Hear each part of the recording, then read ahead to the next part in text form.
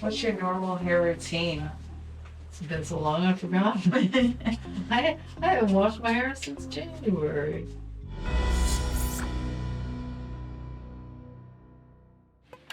Hello. Is it Mr. Eric? This is he. This is you in the flesh. I'm Dr. Lopez. Nice to meet you. Nice to meet you too. So what can we do for you? I don't know. I have a little condition. I was hoping you might be able to help me with it. Okay. Where is it? It's on the back of my neck. Okay. How long have you had it? Long time, 14 or 15 years. 15 years. Okay. And what are your symptoms? The most uncomfortable part is the sheer weight is causing neck problems, and my posture and balance are off, and I really notice it, and it's gotten a lot worse over the last year or so. Okay. So do you mind if I take a look? Not at all. Okay. That's what we're well, here from for. here, I don't see That's it. because I have huge hair, but once we move the hair, you will be able to see see it. it. I had long hair for a long time. I mean, obviously, it helps to have it long, to hide it, but I'm really hoping if they remove the lipoma that it won't mess up my hairline. Because if I get the help I need today, I'll definitely be getting a haircut. Oh, I see it already. Yes, my friend. Okay, let's take a look at On Its Glory.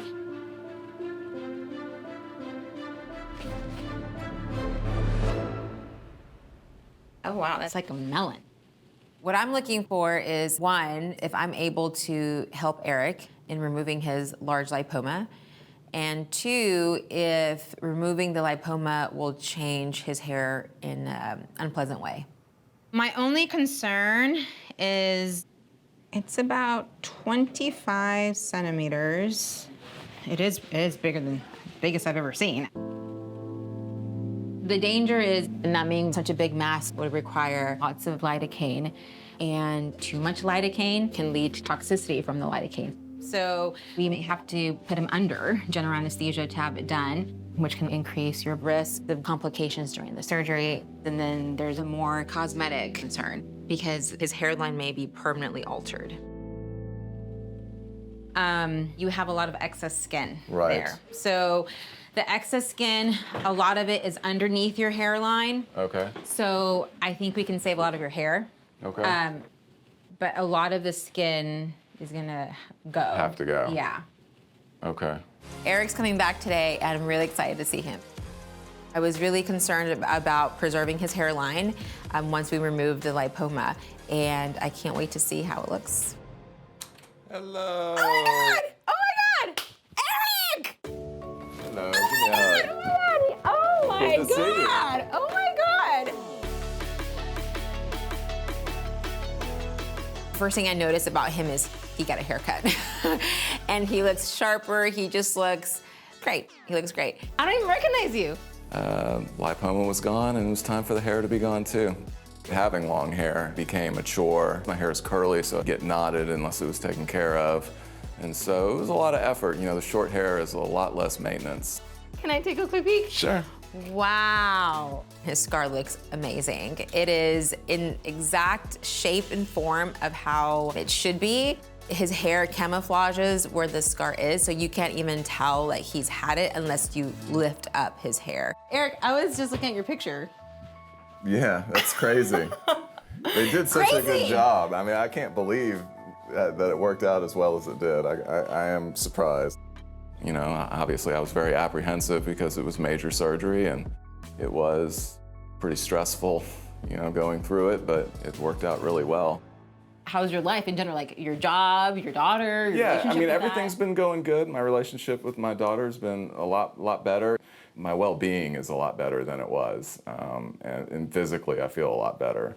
And I'm able to do activities that I couldn't do before. And that's improving my quality of life, absolutely. So do you have any regrets? That I didn't get it done sooner. I'm about to meet Dr. Angie and see if I'm a good candidate for an eyebrow transplant. I think I'm more excited than anything. I guess there's always a fear that she'll look at me and be like, you're beyond help. No, you can't do it. So it's always good to put a face to a patient. So in the age of COVID, I like to meet my patients outside so I can see them before we mask up. Hello, are you Miss Laura? Yes, that's me. I'm Hi. Dr. Phipps. Nice to meet you. Let's go upstairs and evaluate your eyebrow situation. That's awesome. All right, let's go.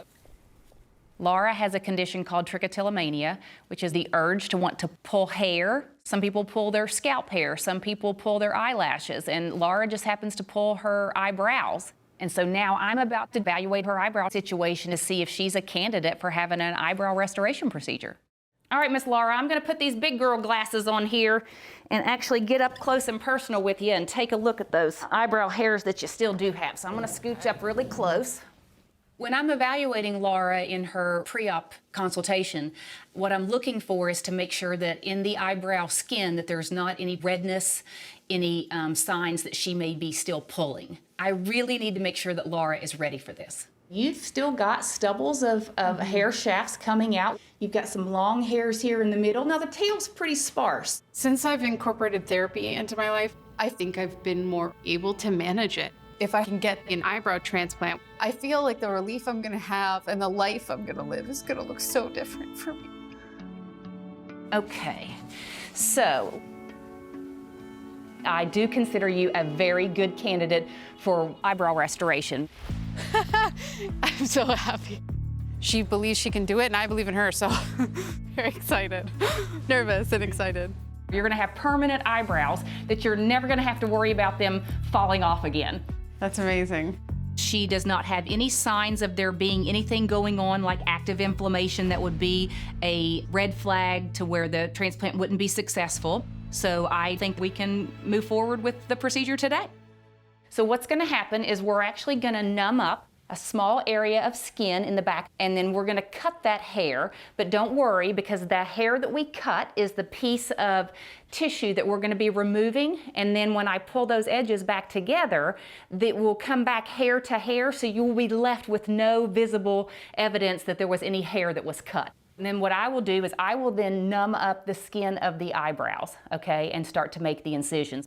These incisions are critical because the hairs of the eyebrow exit the skin at a very flat angle, which is very different than the scalp.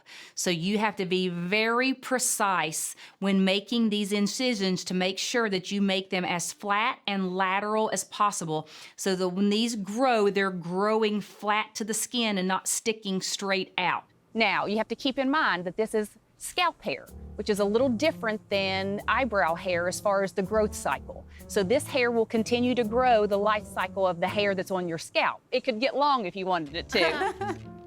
So there'll be some grooming and trimming and maintenance involved. So if patients don't adequately groom them and keep them trimmed, they will continue to keep growing as long as they would have on your scalp. So, you know, if you wanted eyebrows that you could braid, you could probably get eyebrows that you could braid. Okay, take a look at the width of that. Is that too wide? To me, that feels good. In the moment, it's a really weird decision to make because it's gonna be there forever. Like, that's how it's gonna look.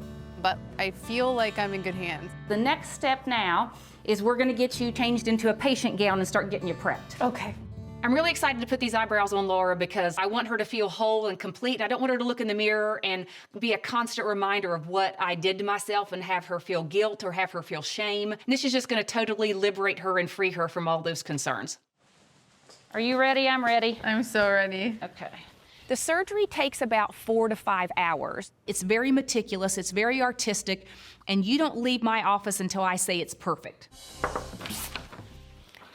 Hello, Laura. Hi. Oh my word. Yeah. Your eyebrows look incredible. Yeah, well, that's all you.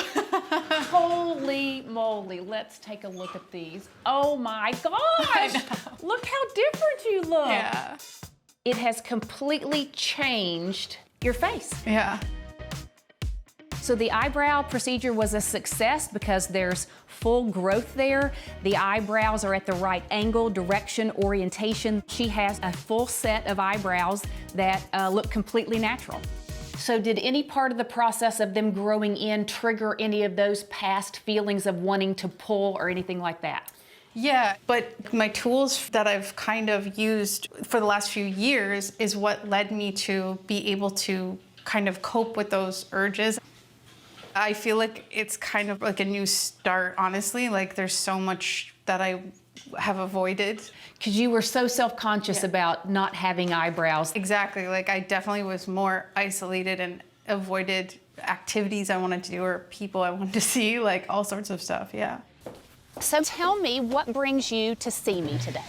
Well, I've got a case of tangled matted hair. Okay. Would you mind taking off your hat for me? Well, here goes. Okay. All right. Well, you do have a lot of hair. Yeah? Yeah. We just got to get it separated, don't we? When Ava takes off her hat, I see the biggest tangled mat of hair that I've ever seen in my entire life. Look, I always have something to say, right? And I was speechless. But it feels heavy, doesn't it? Yes, it Yeah. does. Feels like there's a cake on my head. Yeah. My hair has a lot to do with my feelings about myself and my self-worth. And I feel kind of like a monster or like a troll like this. So I think if my hair gets back to normal, then my life gets back to normal. Did you go see a stylist or a professional to see about getting some help? Yes. Okay. But the solution for them was just cutting it. Yes. And I felt like I did not want to go through that process. Because you've been growing it out, right? Yes, I've been growing it out for so long. Yeah. Well, this is probably something that's a little outside of my area of expertise, but don't worry. I have a local expert. She's a hair detangling angel, and her name is Taji. Oh my gosh. Yeah. Thank you. Hi, how are you? I'm fine. My Good. name I'm is Ava. Nice to meet you. Nice to meet you. Wonderful. I have like a little bit of a butterflies at the bottom of my stomach.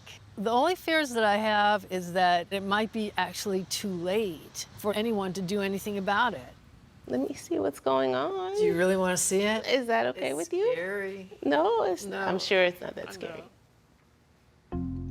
Okay. Ava's case is probably one of the most extreme cases that I've seen. What's your normal hair routine? It's been so long, I forgot. I haven't washed my hair since January. A lot of times people will come in and they'll have small sections here and there. In this case, she has all of her strands coming together. But we have a bunch of specialty products that we brought in to help us with it. Miss Ava, I'm here to check in on you. Taji, tell me about what's been going on. First, we just wet our hair using a spray bottle, and we used some really super emollient, super moisturizing products that we have to make sure that the strands were able to slide past each other. Right. And that's what we've been doing with these tiny combs in our ends here to kind of separate the strands gently. They were really nice girls, and when she started with my hair, I felt like I was in safe hands. And when they went to work on the tangles, they just seemed to slip apart. Not completely, because there's still like a bunch back there, so we're working on the process. It's going to take a couple of more days to, finish this. So are you okay with that? I am okay with that. All right. The challenging part is actually having to sit there for so long. But you know what? This is just exactly what I need. This is exactly what my hair needs. And I can't wait to get back to normal. Ava, oh my goodness! How do you like it? Look at your hair, it looks amazing! I am flabbergasted. It was incredible. The health of her hair, the shine, just the beauty of it is amazing. I mean, Taji did a fantastic job. Let me put my mask on, because I want to get up in there and feel it. Oh, Ava, this is amazing. I know. You went from a matted mess to a hair model. I have my look back, my hair is back, and with that, it's like I'm back to my, old self again. I was like, sort of like turning in on myself, and now it's the opposite. I'm turning more outward, and I really love the finished product. My name is Ava, and today is a good hair day. So when is the last time that you actually pulled?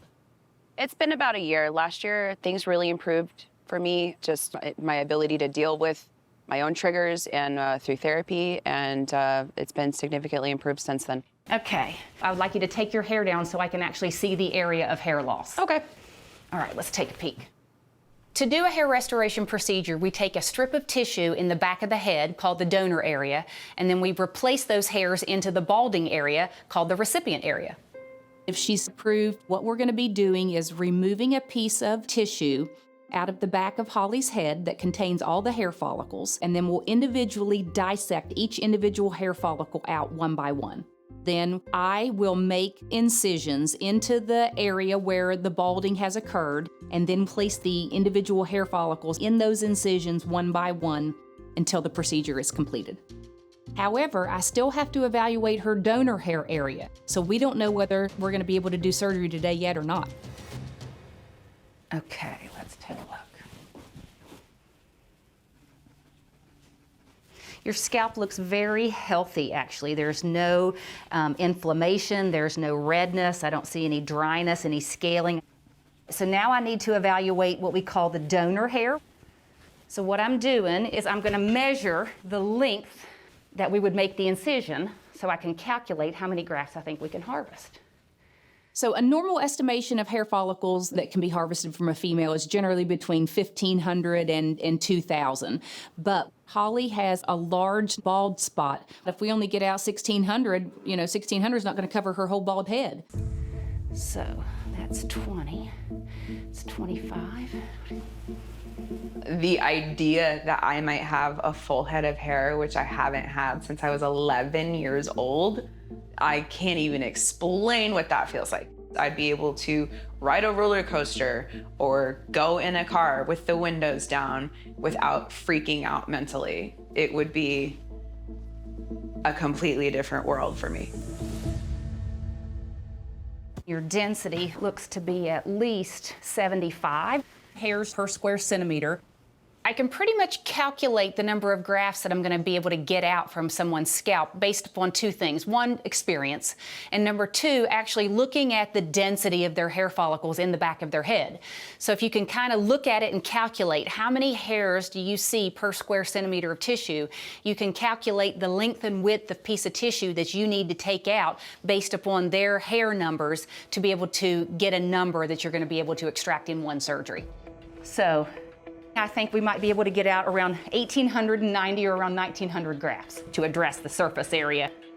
I have dealt with having this bald spot on the top of my head for so long, and it is incredibly isolating. If I could have normal hair like everybody else, it would be astounding to me. I could finally feel like a normal person. Well, I've got good news for you, Holly. I'm officially approving you for surgery. Oh, wow.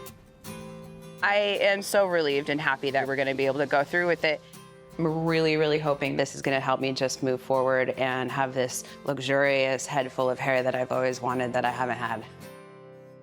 As long as we get like around 1,900 grafts, that's going to be a very nice number to make a significant, like 60% aesthetic improvement in that area, if not more. Okay. All right, so I'm going to go get myself changed. We'll get you back into the procedure room and we'll start the next step of the process. All right. All right, very good. Thank you.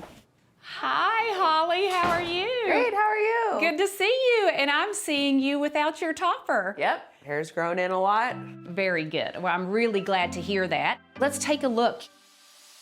This looks so good. I know. I mean, there is hair growing out of all of that spot. Yep, that's great.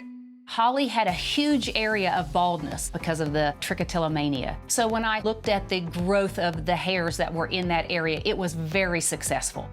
I am just pleased as punch looking at you from behind with this hair that I'm seeing. And we're not done growing yet. We usually expect full maturation and growth by around 14 months. So we've still got 6 more months to see this improve and continue to thicken up. After receiving this hair transplant, my life has improved because having more hair just makes me happier and improved my self-esteem immensely. I'm not constantly checking on my hair or worried about who notices this, do they see my bald spots, which I can't even explain how freeing it is to be able to just go out and the wind can shift directions and to not be like, oh boy, okay. What's showing? Okay, it's just to be like, I'm good. I don't need my hands up there. I'm good. I'm not worried about it.